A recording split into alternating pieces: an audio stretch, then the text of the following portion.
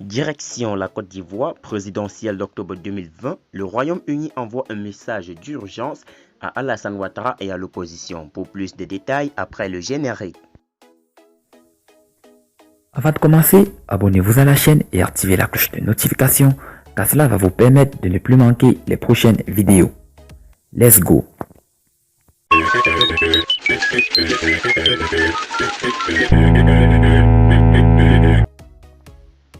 C'est ce samedi 31 octobre 2020 que se déroule la présidentielle ivoirienne. Mais le contexte dans lequel devrait se tenir le scrutin présidentiel est très tendu. Des scènes de violence sont observées dans diverses localités où des manifestants s'opposent au probable troisième mandat d'Alassane Ouattara. Le Royaume-Uni, qui suit de près l'évolution de la situation en Côte d'Ivoire, a envoyé un message aux Ivoiriens. Le Royaume-Uni souhaite une présidentielle sans violence. Alassane Ouattara, contre les protestations et les manifestations de ses adversaires politiques, est en lice pour un troisième mandat à la tête de la République de Côte d'Ivoire. Le candidat du Rassemblement des Ufotistes pour la démocratie et la paix, le parti au pouvoir, est convaincu de remporter la victoire dès le premier tour. Il faut savoir que ses principaux adversaires, Henri Konan Bédié du Parti démocratique de Côte d'Ivoire et Pascal Affinge du Front populaire ivoirien, refusent de participer au processus électoral en cours et devant aboutir à l'élection du futur président ivoirien. Les présidents ivoiriens se retrouvent ainsi face au candidat indépendant Kouadio Konan Bertin du KKB. Pour leur part, Henri Konan Bédié et Pascal Affinge ont appelé les partisans au boycott actif de la présidentielle.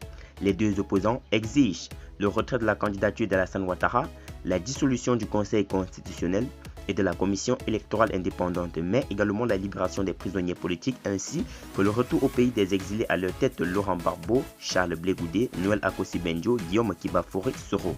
Le mot d'ordre de désobéissance civile lancé par l'opposition ivoirienne a donné lieu à des affrontements dans des localités de la Côte d'Ivoire. Les manifestations du jeudi 13 août 2020 ont fait 5 morts et 104 blessés. À l'approche de la présidentielle, la tension est montée d'un cran et plusieurs villes sont devenus des théâtres de violence. Le Royaume-Uni, préoccupé par la situation en Côte d'Ivoire par le biais de James Doutridge, a envoyé un message aux Ivoiriens.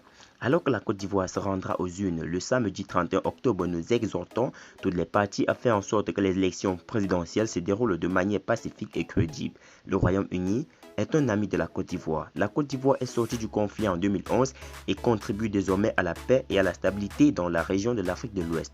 Nous voulons aider la Côte d'Ivoire à maintenir ses acquis durement acquis, à protéger la démocratie et à promouvoir la bonne gouvernance, a déclaré le député conservateur du Rochefort et Southern East, par ailleurs ministre de l'Afrique du gouvernement britannique.